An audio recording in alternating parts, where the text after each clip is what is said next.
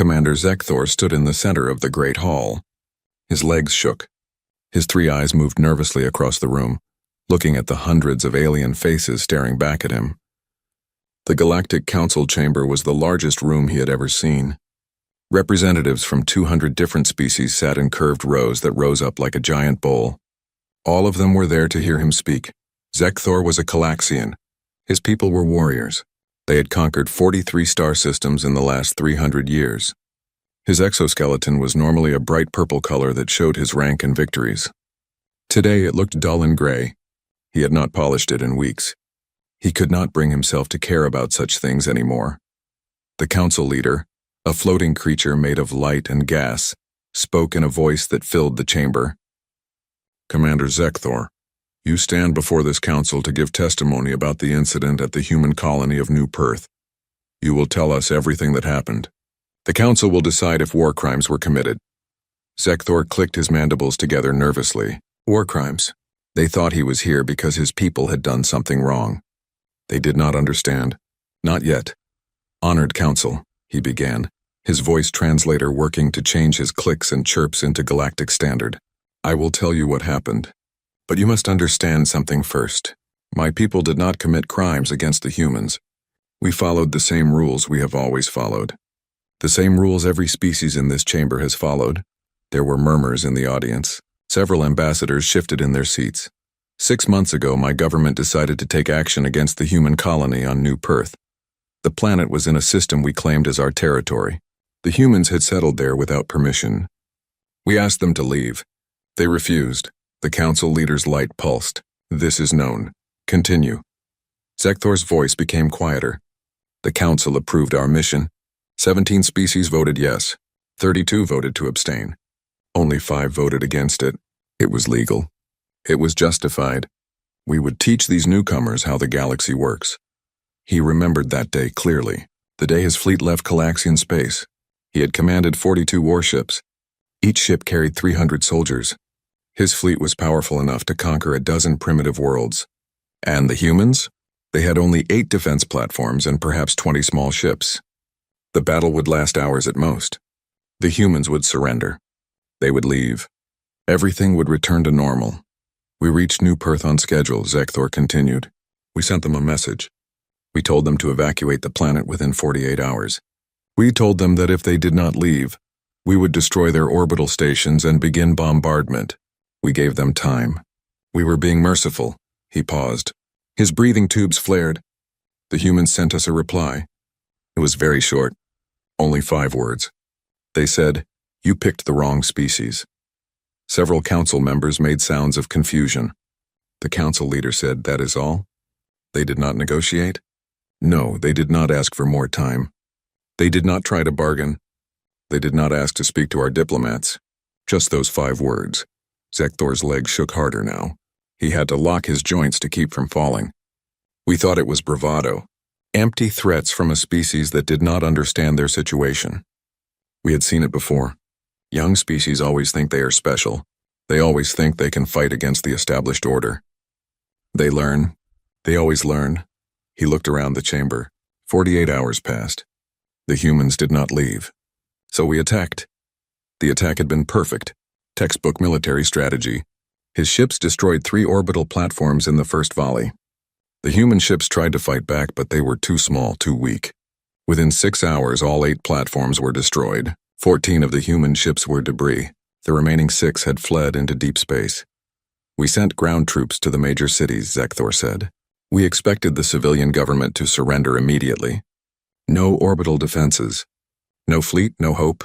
Every species surrenders at this point. His voice became very quiet. The entire chamber had to strain to hear him.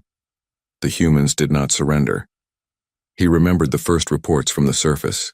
His soldiers landing in the capital city. They had expected crowds of frightened humans waving white flags. Instead, they found empty streets.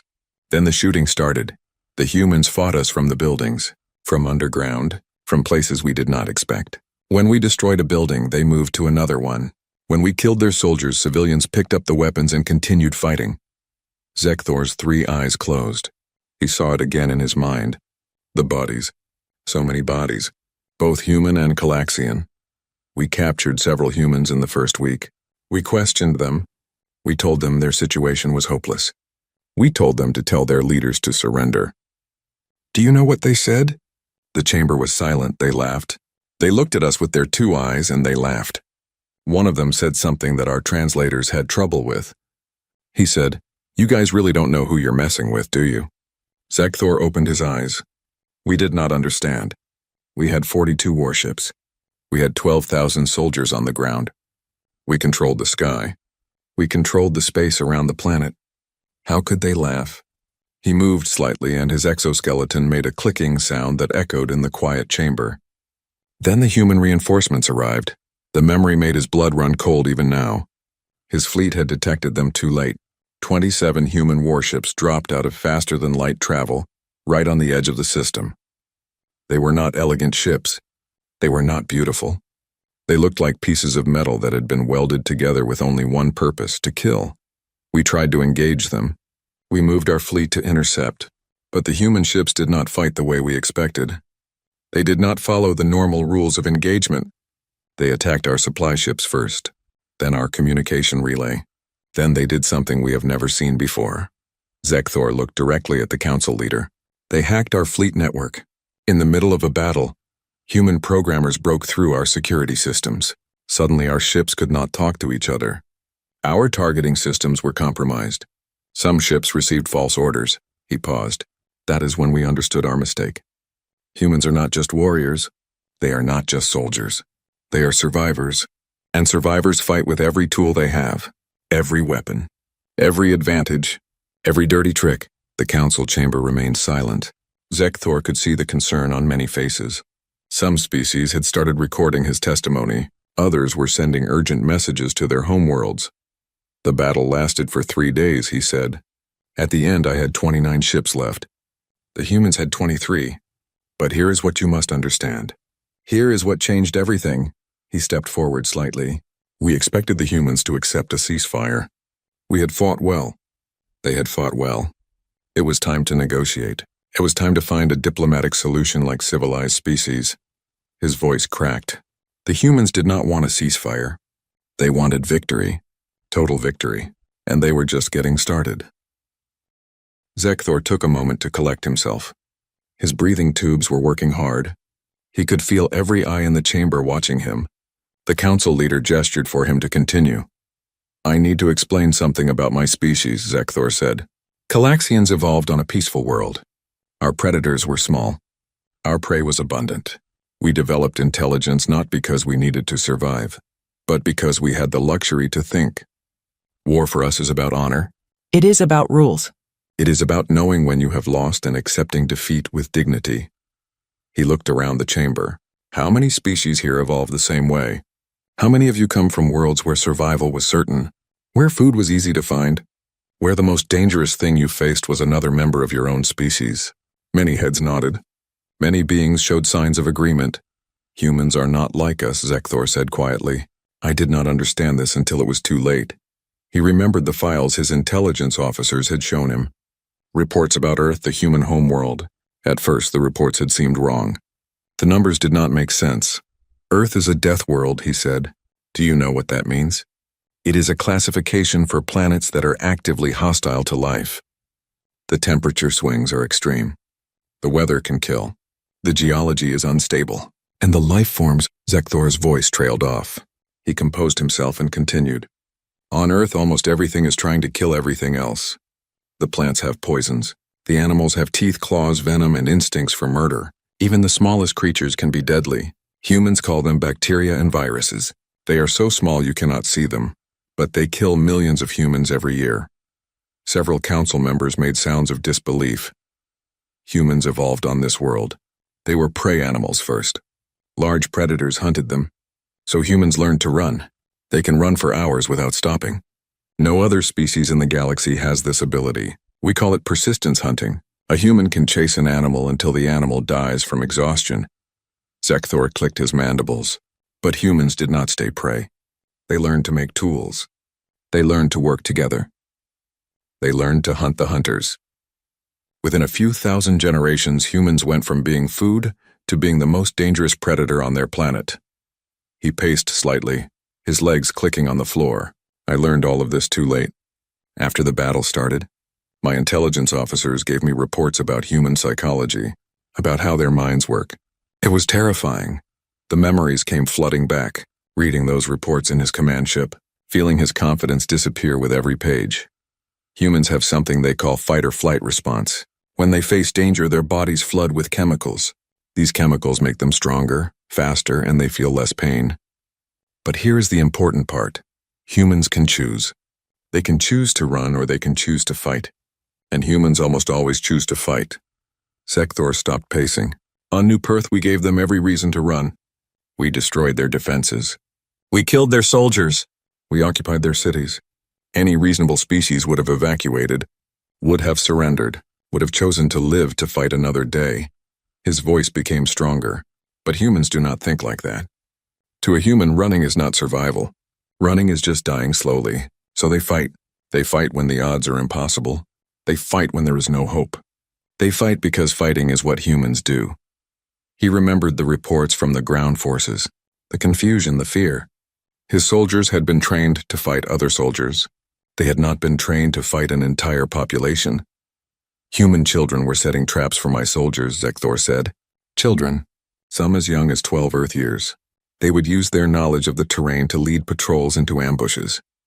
They would hack our computer systems. They would steal supplies and weapons. He looked at the council leader. In Calaxian culture, children are sacred. We would never use children in war. But humans do not see it that way. They teach their children strategy games from birth. Games about war, games about survival, games about defeating opponents. By the time a human is 12 years old, they have played thousands of hours of these games. Several council members were making notes. Others were speaking quietly to each other. One of my officers captured a human child, Zekthor continued. A girl, perhaps 13 years old. He asked her why she was fighting, why she did not just surrender and live. Do you know what she said? The chamber was quiet. She said, "Because you attacked my home, and nobody attacks my home." Zekthor's 3 eyes looked down. Such a simple answer, but it explained everything. Humans do not fight for governments. They do not fight for resources. They fight for something deeper. They fight for their homes, for their families, for their species. And when you threaten those things, humans become unstoppable. He remembered the turning point of the ground battle. His forces had pushed into the capital city center. They had taken the government building. Victory seemed close. Then the human civilians had started their counterattack. Humans use something they call guerrilla warfare, Zekthor said. The word comes from their history. It means fighting without rules, fighting without honor, using every advantage no matter how small. His voice became bitter. My soldiers were trained for honorable combat. Stand in formation, shoot at the enemy. Advance or retreat based on the situation. But humans did not fight like that. They hid in buildings and shot from windows. They planted explosives on roads. They poisoned water supplies. They did things that no civilized species would do. He paused. No, that is wrong. They did things that no civilized species would need to do. Because we have never faced extinction. We have never needed to learn how to fight with everything we have. Zekthor looked up at the council. Then the human fleet showed us something else. After the first battle, we thought we understood human military tactics. We were wrong. He remembered the admiral of the human fleet, a woman named Martinez. She had sent him a message after the first engagement. Not a threat, not a demand, just a statement of fact. Admiral Martinez told me something, Zekthor said. She said when we did not start this war, but we will finish it. I did not understand what she meant. I thought it was just more human bravado. His voice dropped to almost a whisper, but then our scouts reported something impossible. Human ships were attacking our supply bases, our colonies, our mining operations, all across Calaxian space, simultaneous attacks, perfectly coordinated. The council chamber erupted in shocked sounds. Several representatives stood up. The council leader had to call for order. How? Someone shouted. How could they coordinate attacks across such distances? Zekthor looked at the speaker. Because while we were celebrating our victory over their orbital platforms, human intelligence was mapping our entire territory. While we were landing troops on New Perth, human hackers were stealing our military databases. While we were fighting on one planet, humans were planning a war across 50 star systems. He felt tired, so very tired. We Calaxians fight battles. We think in terms of engagements, victories, and defeats. Humans fight wars. They think in terms of campaigns, strategies, and total victory. When we attacked New Perth, we thought we were teaching them a lesson. We did not realize we were starting a war we could not win. The silence in the chamber was complete. Zekthor looked around at all the alien faces. They were starting to understand, starting to see the truth, but they did not know the worst parts yet. Those would come later in his testimony. The council leader called for a brief recess. Zekthor stood alone in the center of the chamber, drinking water and trying to calm his nerves. Several council members approached him during the break. They asked questions. They wanted to know details. He answered mechanically, his mind still trapped in the memories of those terrible weeks. When the session resumed, Zekthor felt even worse. His exoskeleton ached, his eyes burned. But he had to continue. The galaxy needed to know the truth. The human counterattack began on the 15th day, he said. We controlled New Perth. We had forced the human fleet to retreat. We were consolidating our position and preparing to negotiate from strength. Everything was going according to our plan. He paused. Except humans do not care about our plans. Zekthor remembered the moment everything changed. He had been in his command ship reviewing reports. Then the alarm started.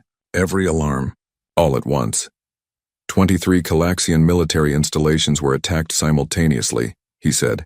Supply depots, fuel refineries, weapons factories, communication hubs, ship repair stations, all across our empire, all at the same time. The chamber filled with whispered conversations. The council leader raised a tentacle for silence. At first we thought it was impossible, Zekthor continued.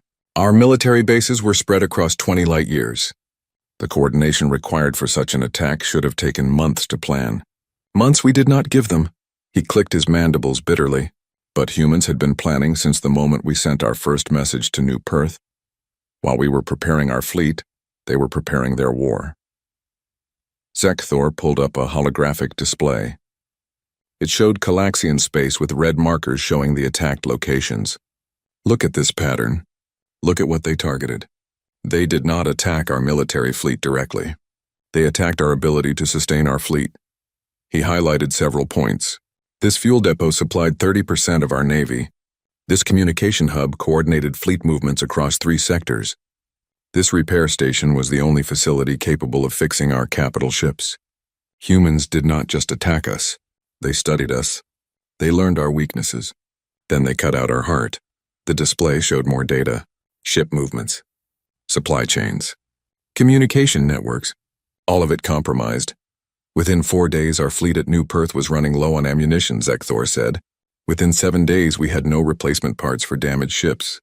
Within 10 days, we could not communicate with our homeworld without using civilian networks that humans could intercept. He looked at the council. Do you understand what this means? Humans spent less than 2 weeks destroying military infrastructure that took us centuries to build. Zekthor changed the display to show battle footage, grainy images of human ships attacking Calaxian installations. Watch how they fight. Watch their tactics. The footage showed a human destroyer attacking a Calaxian supply convoy. The human ship did not engage the military escorts. Instead, it fired on the cargo ships, destroying supplies worth millions of credits. When the escorts moved to intercept, the human ship ran. It did not fight. It just completed its mission and left. Humans do not care about honor in battle, Zekthor said. They care about results. If running away achieves their goal, they run. If fighting achieves their goal, they fight. They have no ego about it. No shame. He showed more footage. Human Marines boarding a Calaxian station. Here, watch this. These are human soldiers taking one of our communication bases. The footage was brutal. Human soldiers moved through corridors in small groups. They used grenades, automatic weapons, and explosive charges. They did not try to capture the station intact. They just destroyed everything important and left. They were in and out in 11 minutes, Zekthor said. 11 minutes. And in that time, they destroyed equipment that would take us 8 months to replace. He turned off the display. But the attacks were just the beginning. Humans did something else. Something we never expected. Zekthor's voice became hollow. They used psychological warfare. The council members looked confused. Several asked what that term meant. Psychological warfare is fighting against the enemy's mind, Zekthor explained. Humans did not just want to defeat our military. They wanted to defeat our will to fight. He described how human ships would broadcast footage of successful attacks across all frequencies, how human hackers would break into Calaxian civilian networks and show battle reports, how human propaganda specialists would analyze Calaxian psychology and create messages designed to spread fear.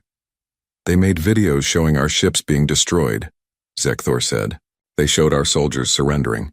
They showed our leaders looking confused and defeated. Then they broadcast these videos to every Calaxian world. His voice shook. They even sent messages directly to our soldiers' personal communicators. Messages like, "Your government sent you to die. Your families think you are winning, but you are losing. Go home while you still can." Several council members looked disturbed. This kind of warfare was unknown to most species. It worked, Zekthor said simply. After 2 weeks, morale in our fleet collapsed. Soldiers stopped trusting their officers. Officers stopped trusting command. Everyone was afraid. Everyone wanted to go home. He remembered the meeting with his senior staff. 3 admirals and 7 ship commanders. They had all agreed. The war was unwinnable. "I sent a message to human command," Zekthor said. "I requested a ceasefire. I offered to withdraw from New Perth. I thought surely humans would agree. We had fought well. They had fought well. It was time for diplomacy." His 3 eyes closed. Admiral Martinez responded within an hour. She said no. The chamber was silent. "She did not just say no," Zekthor continued. "She sent me a document, a human military doctrine called Proportional Response +1. It means that humans will always respond to aggression with slightly more force than was used against them. Always one level higher. Always escalating." He opened his eyes. "We killed 2,000 human civilians in our bombardment of New Perth. Martinez told me that she would consider a ceasefire after Calaxian civilian casualties reached 2001. Shocked sounds filled the chamber. Several representatives protested. The council leader called for order again. "I protested too," Zekthor said. "I told her that such a demand was barbaric, that civilized species do not target civilians." "Do you know what she said?" He looked at the council leader. She said, "You should have thought of that before you killed ours." Zekthor's voice became very quiet. That is when I understood. Humans have rules. They have laws. They have honor. But if you break their rules first, they will abandon all of them. They will become as brutal as necessary to win. He described the next phase of the war. Human attacks on Calaxian colonies, not military bases, colonies, civilian populations. They did not kill civilians, Zekthor said quickly, but they destroyed infrastructure, power plants, water treatment facilities, food production centers. They made life impossible without actually killing anyone. He looked around the chamber. "Can you see how clever this is? They did not commit war crimes. They did not violate galactic law. They just made millions of Calaxians suffer. And every day those Calaxians called our government demanding that the war end." Zekthor's legs almost gave out. He locked his joints and forced himself to stay upright. Within 3 weeks, the Calaxian Empire had lost more ships than in 300 years of conquest. We had lost critical infrastructure. We had lost our people's trust. We had lost our confidence. He looked directly at the council leader, and humans had barely started fighting. They had not used their nuclear weapons. They had not deployed their biological warfare divisions. They had not activated their full military reserves. Martinez told me that everything I had seen was just the opening move in a human war. His voice broke. She said that if we did not surrender, she would show me what humans do when they stop being nice, when they stop holding back, when they fight a real war. Zekthor stood in silence for a moment. Then he said the words that still haunted him. I believed her. I surrendered, not because we could not keep fighting, but because I was afraid of what would happen if we did. The council chamber remained silent for a long moment after Zekthor's last statement. Finally, a representative from the Quelon species stood up. The Quelon were known as warriors themselves. They had fought wars across the galaxy for centuries. Commander Zekthor, the Quelon said, his voice booming, "My people have reviewed the battle reports. The Calaxian Empire is one of the strongest military powers in the galaxy. You had superior numbers, superior technology, and superior position. How did you lose to a species that has been in space for less than 100 years? Zekthor looked at the Quilon warrior. Because humans are not like us, any of us. And I did not understand this until it was too late. He gestured for a medical display to appear. With the council's permission, I would like to show you something. Something that I did not believe until I saw it with my own eyes. The council leader gave permission. Zekthor pulled up medical files captured from human databases. This is a human soldier, he said, showing a medical scan. This soldier was wounded in combat on New Perth. He took 3 plasma shots to his torso. Any one of these shots would have killed a Calaxian instantly. Our exoskeletons crack. Our organs rupture. We die within seconds. He zoomed in on the scan. Look at this human. 3 shots. Massive tissue damage. Internal bleeding. Severe burns. According to our medical understanding, he should be dead. Zekthor changed the image. This is the same human 10 minutes later. Still fighting. Still shooting at my soldiers. Still moving and thinking and killing. Shocked sounds filled the chamber. Several medical specialists in the audience stood up to get a better look.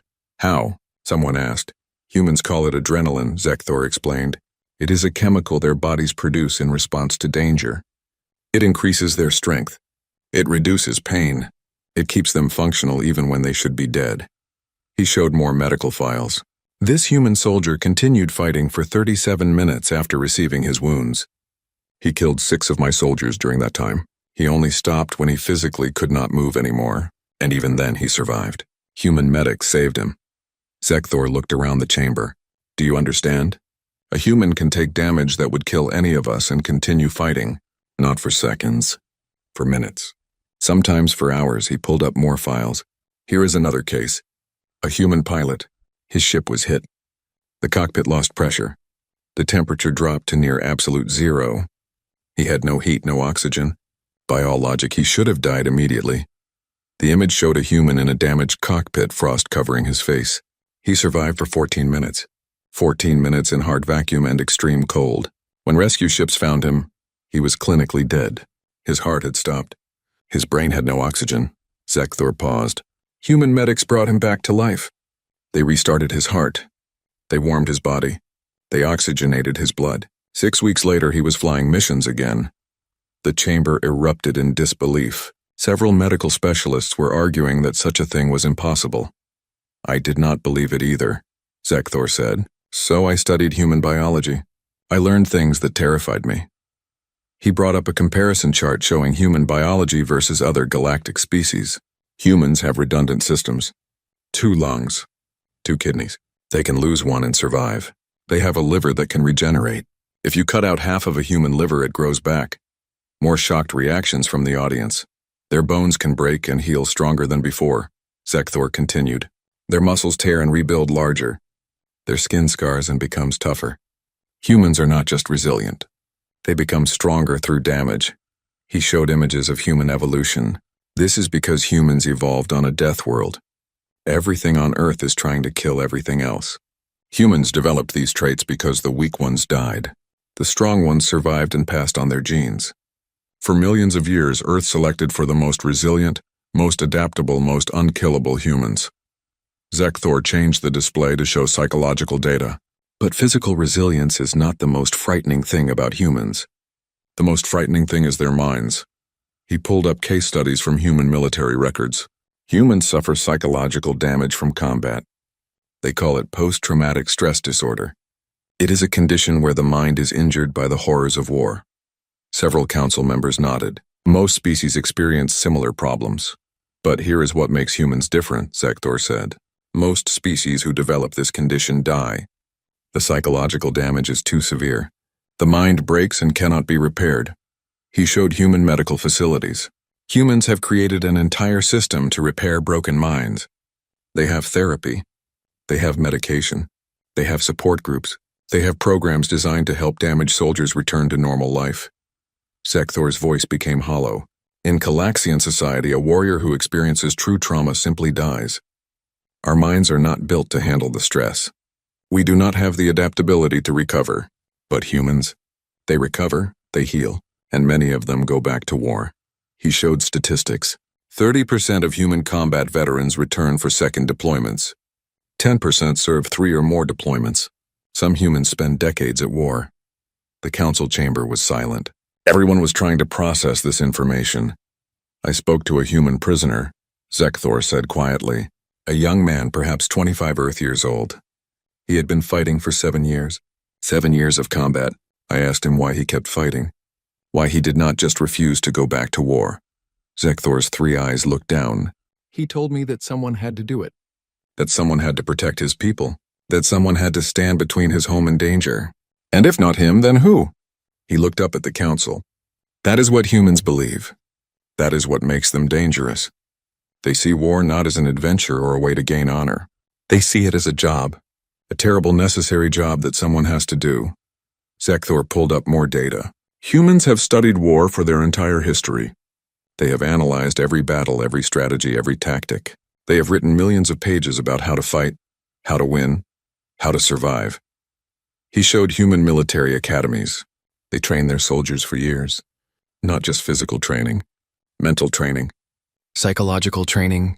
They teach humans how to function under stress, how to make decisions under fire, how to stay calm when everyone around them is dying. The display showed human training exercises, soldiers running through obstacle courses while instructors shot at them with non-lethal rounds, pilots flying simulators through impossible scenarios, Marines practicing room-clearing operations thousands of times until it became automatic. Humans practice war, Zekthor said. Other species prepare for war. Humans practice it, over and over, until every movement is instinct, until every decision is automatic, until they can fight while wounded, exhausted, terrified, and still win. He showed footage from New Perth, human civilians helping wounded soldiers, human children carrying ammunition, human elderly providing intelligence about Calaxian troop movements. But the most dangerous thing about humans is not their soldiers, Zekthor said. It is their unity. When humans are threatened, they do not divide. They do not argue about politics or religion or resources. They come together. He showed images of human society mobilizing for war, factories converting to weapons production, scientists developing new technology, civilians volunteering for military service. In 3 weeks, human industrial output increased by 40%, Zekthor said. They stopped making consumer goods and started making weapons. They stopped thinking about peace and started thinking about victory. His voice became very quiet. I reported all of this to my government. I told them that humans were different, that we needed to sue for peace immediately. Do you know what they said? Zekthor looked at the council leader. They said I was being dramatic, that I was letting fear cloud my judgment, that humans were just another primitive species that needed to learn their place. He paused. They were wrong, and by the time they realized it, the war was already over. Zekthor stood in the center of the chamber, feeling the weight of 200 species watching him. He was near the end of his testimony. Soon he would tell them the final truth, the one that kept him awake at night. The war lasted 5 weeks, he said. 5 weeks from the first shot to our unconditional surrender. The Calaxian Empire had existed for 800 years. We had conquered 43 star systems. We had a fleet of 300 warships and an army of 2 million soldiers. He paused. Humans defeated us in 5 weeks, the council leader spoke. Tell us about the surrender, Commander. Zekthor's legs clicked nervously on the floor. I sent the surrender message on day 34 of the conflict. By that point, we had lost 103 warships. We had lost 18 military bases. We had lost 47% of our industrial capacity, and most importantly, we had lost our will to fight. He brought up the final battle statistics. The human fleet had grown to 68 ships. They had somehow built 41 new warships in 5 weeks. 41 ships.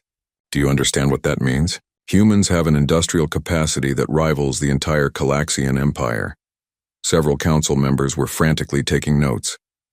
Admiral Martinez accepted our surrender, Zekthor continued, but she did not do so gracefully. She did not show mercy. She dictated terms. He pulled up the treaty document. It appeared in the air above him, dozens of pages long. These are the terms of our surrender. The Calaxian Empire agreed to all of them because we had no choice. Zekthor highlighted the first section. Article 1. The Calaxian Empire recognizes human sovereignty over New Perth and 17 other contested star systems. We gave them the territory they originally settled, plus 16 more systems as compensation. He moved to the next section. Article 2. The Calaxian Empire will pay war reparations totaling 8 trillion credits over the next 20 years. This represents approximately 15% of our annual economic output. Several council members gasped at the number. Article 3, Zekthor continued. The Calaxian Empire grants humanity access to all Calaxian military technology, scientific research, and historical databases. We gave them everything. Every secret, every innovation, every tactical doctrine we developed over 8 centuries. He looked around the chamber. Do you see what this means? Humans went to war with inferior technology. Now they have access to some of the most advanced technology in the galaxy, and they will study it. They will improve it. They will make it their own. Zekthor moved to another section. Article 4. The Calaxian Empire recognizes humanity's right to a permanent seat on the Galactic Council, with full voting privileges and security guarantees. The chamber erupted. Representatives stood up shouting protests. The council leader had to call for order multiple times. This is what I came here to tell you, Zekthor said loudly, speaking over the noise. This is why I stand before this council. Not to confess war crimes, not to apologize, but to warn you. The chamber slowly quieted. Humanity demanded a council seat, Zekthor said. Not as a request, not as a negotiation, as a requirement for peace. Admiral Martinez told me something I will never forget. She said, "What we tried asking politely. We tried following your rules. We tried being patient. You attacked us. Now we are done asking." He looked at each council member in turn. Humans are offering the galaxy one chance, one opportunity to accept them as equals, not as subordinates, not as newcomers, as equals. Zekthor's voice became harder. If the galaxy refuses, humans will take what they want. They proved they can defeat a major military power. They proved they can outproduce our industries. They proved they can outthink our strategists. And they are just getting started. He pulled up human population statistics. Humanity has 7 billion people on Earth. They have established 63 colonies across 22 star systems. Their population is growing by 3% per year. In 50 years, humans will number 20 billion. The implications hung in the air. But population is not the most concerning thing, Zekthor said. The most concerning thing is human learning. Every battle teaches them something. Every conflict makes them smarter. Every enemy gives them new ideas. He showed battle analysis reports. Human military analysts studied our tactics. They found our weaknesses. They developed counters. Then they wrote everything down. They created training manuals. They built simulators. They taught every human soldier how to fight Calaxians. Zekthor changed the display. Now they are doing the same thing for every species in the galaxy. Human intelligence has compiled files on all of you. They have analyzed your military capabilities. They have identified your weaknesses. They have developed battle plans. Shocked silence filled the chamber. I have seen these files, Zekthor said. The humans showed them to me as part of our surrender negotiations. They wanted me to understand something. They are prepared to fight anyone, everyone, the entire galaxy if necessary. He pulled up a specific document. This is the human military doctrine called overwhelming deterrence. The principle is simple. Be so strong that no one dares to attack you. Have such powerful weapons and such skilled soldiers that war becomes unthinkable. Zekthor looked at the council leader. Humans are not pacifists.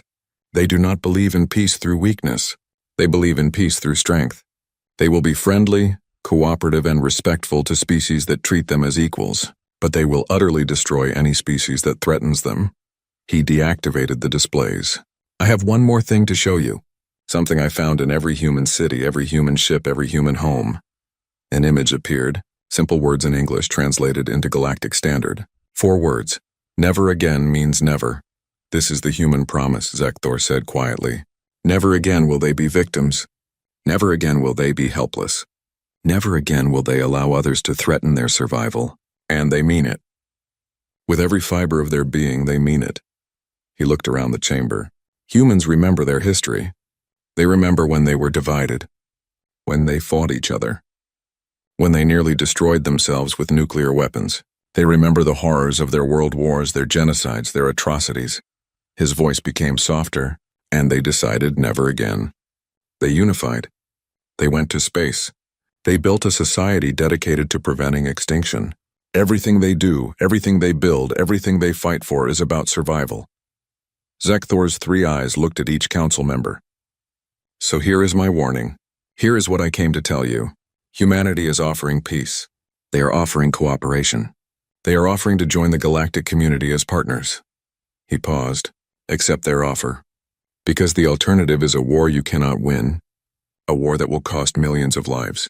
A war that will end with humans controlling the galaxy, not because they want to, but because you forced them to. The chamber was completely silent. Zekthor could see fear on many faces, understanding on others. Some representatives looked angry. Some looked thoughtful. All of them looked concerned. The vote on Humanity's Council membership is scheduled for tomorrow, Zekthor said. I recommend that every species vote yes. Not because humans deserve it, but because humanity has earned it. They earned it by defeating us, by proving they can fight and win, by showing that they are not prey, not subordinates, not inferiors. He took a deep breath. They are survivors, and in the end, survival is the only thing that matters. Zekthor finished his testimony with one final statement. I fought humans. I lost, I surrendered, and now I live with the knowledge that my species started a war we could not finish. Do not make the same mistake. Do not test humanity's patience. Do not assume they are weak. Do not think you can defeat them. His voice dropped to a whisper that somehow carried through the entire chamber. Because if you do, you will learn what I learned. You will feel what I felt. You will understand what it means to fight humans in war. He looked up at the council leader. And by then it will be too late. The council leader nodded slowly. Thank you, Commander Zekthor. Your testimony is complete. This council will adjourn until tomorrow, when we will vote on the question of human membership. As Zekthor left the chamber, he heard the representatives beginning to argue. Some wanted to accept humans immediately. Some wanted to reject them. Some wanted more time to think. But Zekthor knew the truth. The vote tomorrow was not about whether to let humans join the council.